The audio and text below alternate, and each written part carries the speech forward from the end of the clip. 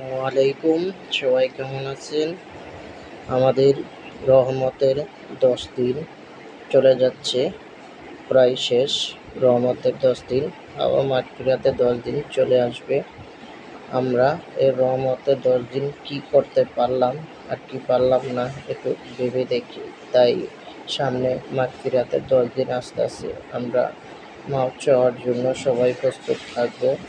আল্লাহর কাছে তাহাজ্জুদ নামাজ পড়ে, নফল নামাজ পড়ে সবসময় আল্লাহর কাছে আপনার গুনার জন্য মাপ চাবেন, বাবা মার জন্য, ভাই বোনের জন্য, দাদা দাদি, নানা নানি যারা দুনিয়ার থেকে চলে গেছে সবার জন্য দোয়া করবেন। এই রমজানে আপনি যা চাইবেন তাই পাবেন।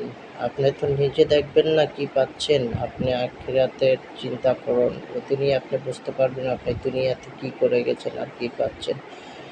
তাই সবাই মাগফিরাতের 10 দিনে সবাই সবার কাছে মাপ চেয়ে নিব। জীবনের গুনাহগুলোই যাতে চলে যায় ওরকমই ইবাদত করতে হবে এই মাগফিরাতের 10 দিন। সবাই ভালো থাকুন, সুস্থ থাকুন। আল্লাহ হাফেজ।